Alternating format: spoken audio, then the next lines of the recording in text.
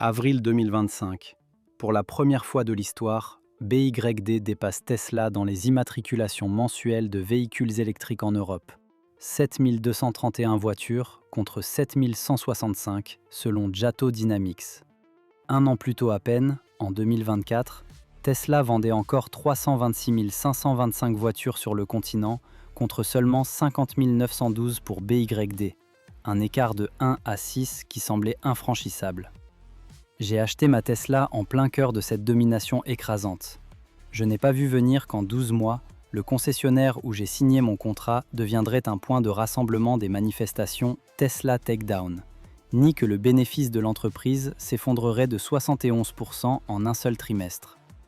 Alors, et si la chute de Tesla n'était pas l'histoire d'un rival chinois devenu meilleur, mais celle d'un homme et de ses paris politiques qui ont fait s'écrouler tout un édifice pendant qu'un concurrent subventionné ramassait les morceaux? Dans cette enquête, moi, propriétaire déçu d'une Tesla, je reconstitue fait par fait ce qui s'est joué en 12 mois de part et d'autre de l'Atlantique et pourquoi mordre aujourd'hui à l'un de ces deux hameçons vous coûterait tout autant qu'à moi.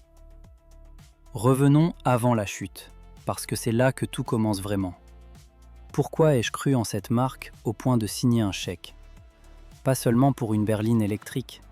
J'achetais une promesse, celle d'une voiture qui allait un jour se conduire toute seule, devenir un robot-taxi, transformer un objet de tôle et de batterie en symbole d'un futur déjà écrit. C'était ce narratif-là qu'on me vendait, et je l'ai acheté les yeux grands ouverts, comme des centaines de milliers d'autres acheteurs européens la même année.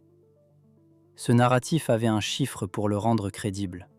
En 2025, les actionnaires de Tesla ont validé un plan de rémunération pour Elon Musk pouvant atteindre 1000 milliards de dollars, conditionné à une capitalisation boursière de 8500 milliards et, justement, à la réussite du projet Robotaxi. 1 trillion de dollars pour un seul homme, arrimé à un pari sur des voitures qui n'existent pas encore vraiment à grande échelle.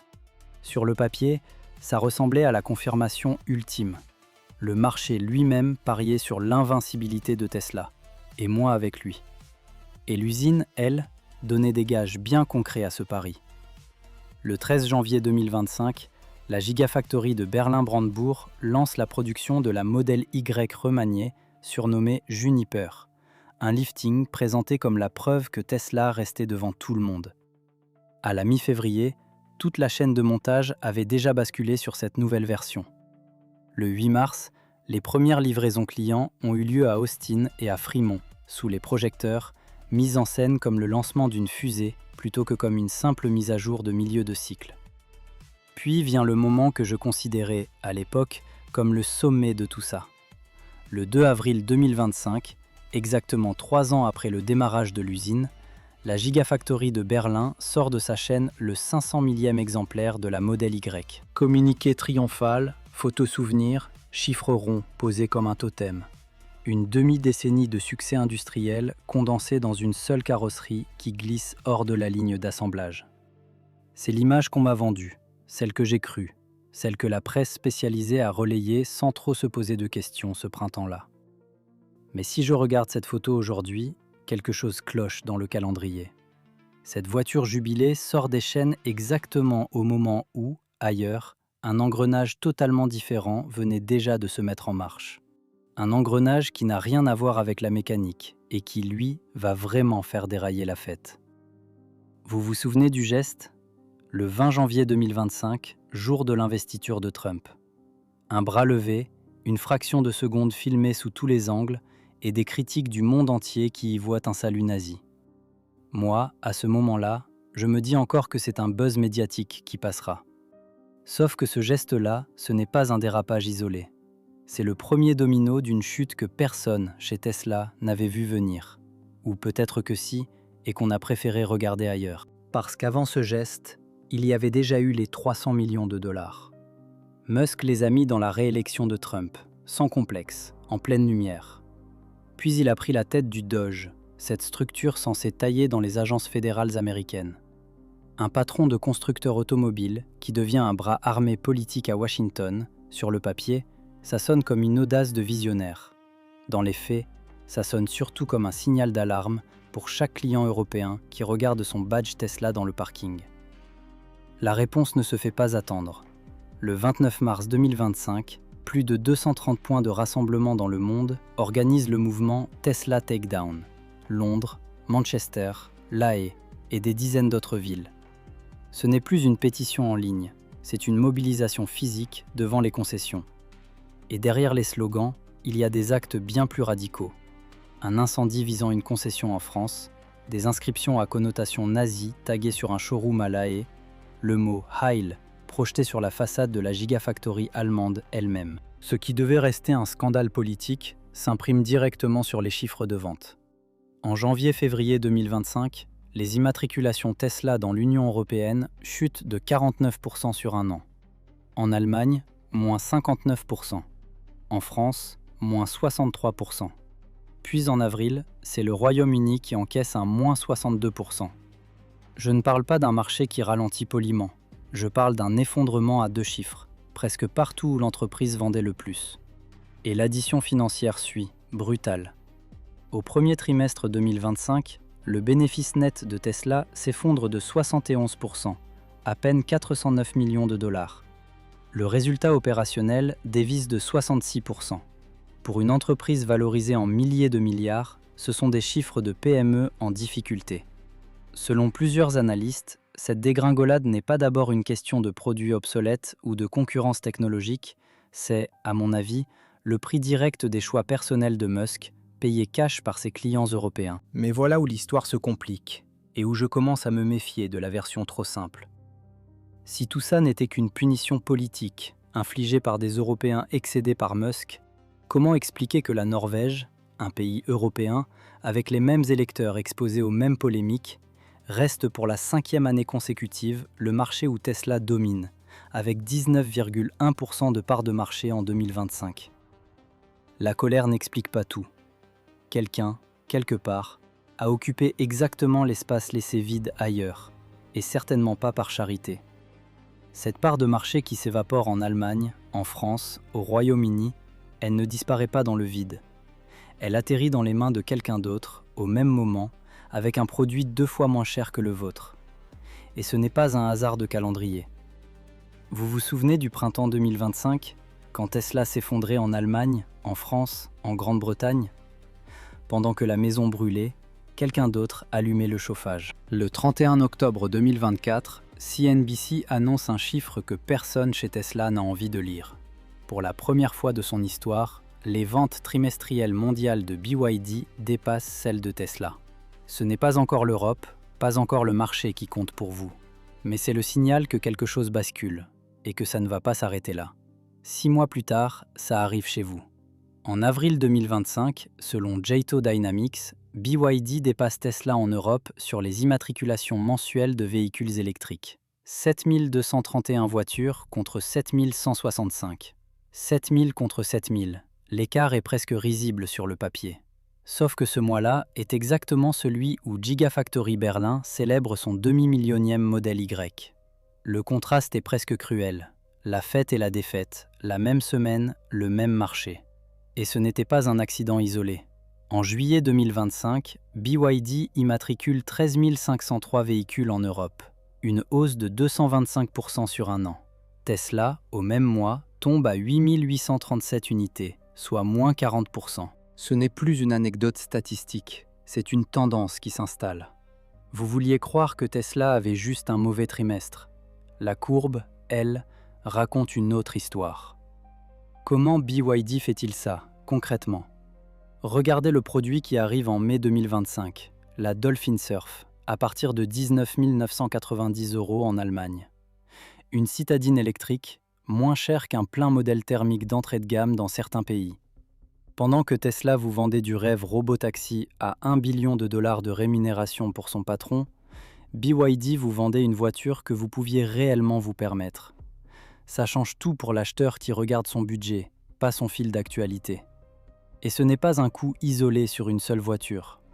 BYD aligne désormais Dolphin, Seal, Atto 3, Han, Tang, Sea Lion 7, en plus de la Surf, une gamme complète, du citadin au SUV familial.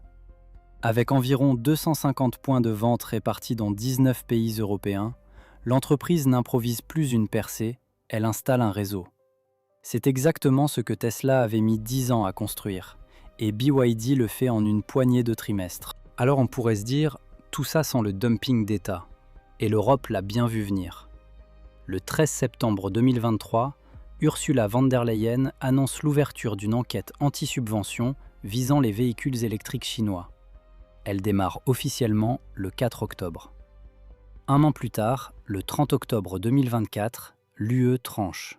Des droits compensateurs définitifs tombent sur les constructeurs chinois. 17% pour BYD, 18,8% pour Geely, jusqu'à 35,3% pour SAIC. Une barrière tarifaire censée protéger le marché européen. Sur le papier, la sanction du tricheur. Sauf qu'il y a un détail que personne ne crie sur les toits. Tesla exporte aussi ses voitures depuis Shanghai vers l'Europe. Et sa propre taxe, négociée à la baisse, tombe à 7,8%, après être passée de 20,8% à 9%. Autrement dit, celle qu'on présente comme la victime du dumping chinois paie une pénalité 2 fois plus faible que celui qu'on accuse de dumping. Si vous cherchiez une définition du mot « ironie » appliquée à la géopolitique automobile, la voilà, chiffrée noir sur blanc. Et malgré ces droits de douane censés freiner l'avancée chinoise, BYD grimpe quand même de 268,6% sur l'année 2025 en Europe. Une taxe de 17%, ça devrait faire mal. Ça devrait ralentir la machine. Ça ne l'a pas fait. Alors si ce n'est pas seulement une question de prix cassé et de subventions, qu'est-ce qui pousse réellement cette croissance à un rythme pareil? La réponse dépasse largement les frontières de l'Europe. Et c'est là que l'histoire devient vraiment inconfortable, y compris pour l'investisseur le plus fidèle de toute l'ère Tesla. Pendant qu'on regardait les chiffres européens s'effondrer d'un côté et exploser de l'autre, quelque chose de plus grand se jouait en coulisses, à l'échelle mondiale, pas seulement sur le marché des immatriculations mensuelles. Parce qu'un mois record, c'est spectaculaire pour un titre de presse. Mais ce qui s'est passé sur l'année entière 2024, dans les bilans, c'est autre chose. C'est le moment où BYD a cessé d'être le concurrent chinois qui monte pour devenir, sur le papier, plus gros que Tesla tout court. Le chiffre d'affaires de BYD pour 2024, 777 milliards de yuan, soit environ 107 milliards de dollars. Celui de Tesla, la même année, 97,7 milliards. Ça sonnait beau, non? L'idée que Tesla dominait le marché mondial des véhicules électriques. Sauf qu'en valeur absolue, l'entreprise que vous imaginiez leader générait déjà moins d'argent qu'un constructeur chinois que la moitié des Européens ne savaient pas encore prononcer correctement. Même histoire côté volume. En 2024, BYD a livré 4,27 millions de véhicules, électriques et hybrides confondus, en hausse de 29% sur un an, dont 1,76 million de purement électriques. Tesla, elle, en a livré 1,79 million, uniquement électrique, certes, mais le total BYD écrase largement la comparaison. Et dès le 4e trimestre 2024, pour la première fois de son histoire, BYD a vendu plus de voitures que Tesla sur un trimestre entier. Ce n'était plus un accident statistique. En 2025, le fossé s'est encore creusé. Les ventes mondiales de véhicules 100% électriques de BYD ont atteint 2,26 millions d'unités, en hausse de près de 28% sur un an, dépassant, pour la première fois, le total annuel de Tesla sur ce même segment. Vous voyez le motif qui se répète, ce n'est plus un mois isolé, ni un trimestre. C'est une tendance qui s'installe année après année, pendant que Tesla essaie de comprendre pourquoi son propre marché lui glisse entre les doigts. Et c'est là que l'histoire prend un tour que je n'attendais pas. Parce qu'au moment précis où BYD affichait ses chiffres triomphants, l'un des investisseurs les plus patients de l'histoire de la finance a fait exactement l'inverse de ce que la logique du hype aurait suggéré. Warren Buffett, via Berkshire Hathaway, détenait des actions BYD depuis 2008, 17 ans. Un achat initial d'environ 10% du capital pour à peine 230 millions de dollars. Cette position avait grimpé de près de 3890% depuis l'achat initial, valant à son sommet près de 9 milliards de dollars. 17 ans de patience, une multiplication par presque 40. Et pourtant, en mars 2025, exactement au moment où les rapports annuels célébraient la victoire de BYD sur Tesla en chiffre d'affaires, Berkshire Hathaway s'est complètement désengagé. Plus une seule action. Un dépôt SEC déposé en mai 2025 l'a confirmé noir sur blanc, Buffett était sorti. Alors voilà ma question, et je ne prétends pas avoir la réponse toute faite. Si BYD gagne sur tous les tableaux, chiffre d'affaires, volume, croissance, pourquoi l'investisseur le plus patient de l'histoire de cette entreprise choisit-il justement ce moment pour partir? Les sources ne disent pas ce qu'il a vu dans les bilans que nous, on ne voit pas. Elles disent juste qu'il est parti, précisément quand tout le monde célébrait. Et pendant que Wall Street digérait cette sortie silencieuse, un chantier bien plus concret se poursuivait sur le sol européen. Celui qui ne figure jamais dans les rapports trimestriels. Pendant qu'on compare les chiffres de vente en Europe, un autre chantier avance en silence, ou plutôt n'avance pas. BYD construit sa toute première usine automobile en propre sur le continent, en Hongrie, près de Szeged. Pas un entrepôt logistique, pas un centre de distribution, une vraie usine. Symbole censé prouver que le rachat du marché européen n'est pas qu'un coup de com', mais un ancrage industriel durable. Sur le papier, c'est exactement l'argument qui manquait à BYD face à Tesla et ses gigafactories déjà tournantes à Berlin. Sauf que ce symbole prend du retard. Le démarrage de la production a été repoussé au 4e trimestre 2026. Et je vous le dis avec l'expérience de quelqu'un qui a déjà vu Tesla promettre des calendriers et les rater, un report d'usine, ce n'est jamais un détail technique isolé. C'est un aveu, discret, que la logistique, la main-d'œuvre ou la politique locale ne suivent pas le rythme du discours marketing. La belle histoire du BYD qui s'installe en Europe a elle aussi ses failles de chantier. Et pendant que Szeged patine, un deuxième projet joue au yo-yo à quelques centaines de kilomètres de là. En juillet 2025, la presse évoque un basculement de priorité vers la Turquie, comme si la Hongrie passait au second plan. Puis, en juin 2026, retournement complet. Le projet turc serait gelé, la priorité revenant à la Hongrie. Deux annonces contradictoires en moins d'un an, sur deux usines censées ancrer BYD sur le continent. Franchement, difficile d'y voir une stratégie maîtrisée plutôt qu'un pilotage à vue. Mais l'usine hongroise qui hésite n'est pas le vrai scandale. Le vrai scandale se joue à des milliers de kilomètres, au Brésil, dans l'état de Bahia, sur le chantier d'une autre usine BYD censée symboliser l'expansion mondiale du groupe. En décembre 2024, la police brésilienne intervient sur ce chantier. Elle y secourt 163 travailleurs chez un sous-traitant, puis 57 chez un second. Le mot officiel employé n'est pas licenciement ni grève, c'est sauvetage.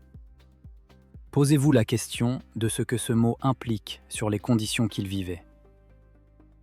5 mois plus tard, en mai 2025, les procureurs brésiliens transforment ce rapport de police en action en justice. Ils poursuivent BYD elle-même, ainsi que ses sous-traitants Xinjiang et Tecmonta, pour des conditions de travail assimilées, noir sur blanc, à de l'esclavage moderne. Pas une ONG qui s'indigne sur les réseaux, pas un article d'investigation isolé. Une procédure judiciaire, portée par des magistrats d'État, contre le constructeur qui vous vend aujourd'hui sa Dolphin Surf comme l'alternative propre et abordable à Tesla. Et l'histoire ne s'arrête pas à la plainte. En avril 2026, le ministère du Travail brésilien inscrit officiellement BYD sur son registre des employeurs reconnus coupables de conditions de travail assimilables à l'esclavage. Une liste que les Brésiliens surnomment, sans détour, la liste sale. Ce n'est plus une accusation en cours d'instruction, c'est une inscription administrative, noir sur blanc, dans un registre d'État. BYD y figure aux côtés d'entreprises dont personne, jamais, ne voudrait vanter le modèle économique. Comparez ça une seconde avec le narratif qu'on vous vend depuis le début. Chez Tesla, le problème, c'est le patron. Son geste controversé, comparé par ses détracteurs à un salut nazi. Ses centaines de millions versés à la campagne de Trump. Chez BYD, le problème, ce n'est pas un tweet. C'est une chaîne d'approvisionnement humaine, documentée noir sur blanc dans un dossier judiciaire brésilien, à des milliers de kilomètres des salles d'exposition européennes où l'on vous vend la Dolphin Surf comme la voiture électrique enfin abordable. Alors revenons à la question qu'on vous vend en creux depuis des mois. BYD serait l'alternative saine, celle qui n'a pas de patron, dont le geste, lors d'une investiture, a été comparé par ses critiques à un salut nazi. Pas de scandale politique, pas de manifestation devant ses concessions. Sauf qu'à la place du scandale politique, on a un scandale du travail, documenté non pas par un journaliste isolé, mais par la police et la justice d'un État souverain. La toxicité change de nature. Elle ne disparaît pas. Alors, chez vous, qui achetez une voiture pour rouler propre et dormir tranquille, la question mérite d'être posée sans filtre. Est-ce que le badge sur le capot change vraiment quoi que ce soit à la chaîne humaine derrière l'usine? Le prochain acte revient justement du côté de Tesla. Parce que c'est exactement dans ces mois où BYD s'explique devant la justice brésilienne que Tesla, elle, commence un rebond que personne n'avait vu venir. Alors, revenons un instant à la réalité des chiffres. Parce que la légende du BYD qui écrase Tesla a pris un coup au premier trimestre 2026. Les ventes de Tesla en Europe ont grimpé de près de 45% sur un an, après 2 années de chute consécutive. Ça ne ressemble pas à un cadavre qu'on enterre. Et la Norvège, elle, n'a jamais douté. 5e année d'affilée à la première place, 19,1% du marché en 2025. Alors qui a raison? Les prophètes de l'effondrement ou les Norvégiens qui continuent d'acheter comme si de rien n'était? Sauf que je ne vous demande pas de vous réjouir trop vite. Pendant que Tesla se relève, les actionnaires ont voté en 2025 un plan de rémunération pour Elon Musk pouvant atteindre 1000 milliards de dollars, conditionné à une capitalisation de 8500 milliards. Vous avez bien lu le chiffre. C'est une hypothèse, pas un fait accompli. Personne ne sait si Tesla atteindra jamais cette valorisation. Mais le simple fait qu'on ait mis ce pari sur la table me dit une chose. L'entreprise recommence exactement le même jeu qu'il a brûlé 1 an plus tôt. Parier son avenir sur le culte d'un seul homme. Et ce même homme, en juin 2025, a lancé son service de robotaxi à Austin. Sauf qu'il y a un détail qu'on glisse rarement dans les titres. Il y a un conducteur de sécurité assis à bord. Ce n'est pas la voiture autonome qu'on vous vend depuis des années dans les présentations. C'est un taxi avec chauffeur qui surveille un ordinateur. Le rêve du robotaxi, censé justifier 1 trillion de dollars de rémunération, roule aujourd'hui avec un être humain prêt à freiner à tout moment. Belle image du futur, vendue avec un filet de sécurité qu'on préfère ne pas montrer. De l'autre côté du ring, l'Europe a changé les règles en plein milieu de la partie. Depuis le 12 janvier 2026, l'Union européenne a remplacé son système de droits de douane par un mécanisme de prix minimum négocié individuellement avec chaque constructeur chinois.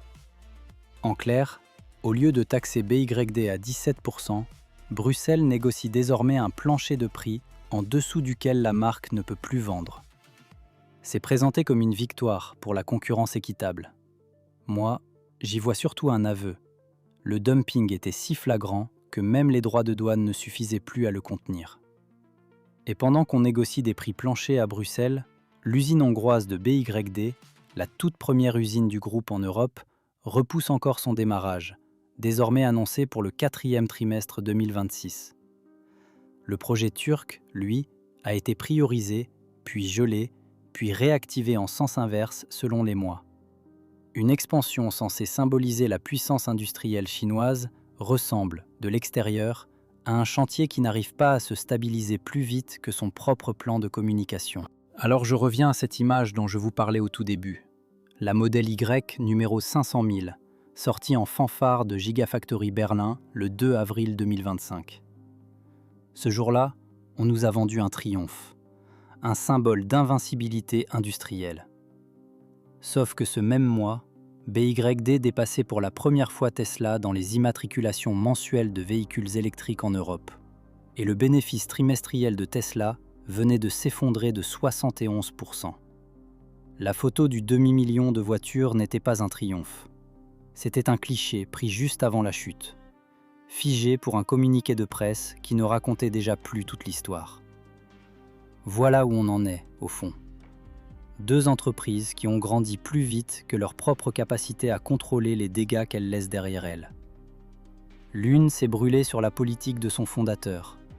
L'autre avance à une vitesse telle qu'elle sème des scandales de subvention, des usines qui n'ouvrent jamais à temps et des accusations de travail forcé sur ses propres chantiers.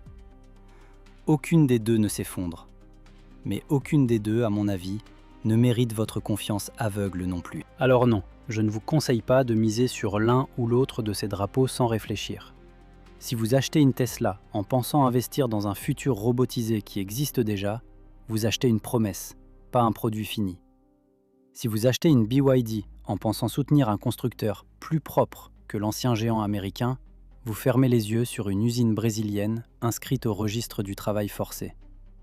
Dans les deux cas, c'est votre argent qui finance le pari de quelqu'un d'autre. Dites-moi en commentaire, à laquelle de ces deux histoires faites-vous encore confiance aujourd'hui? Et pourquoi?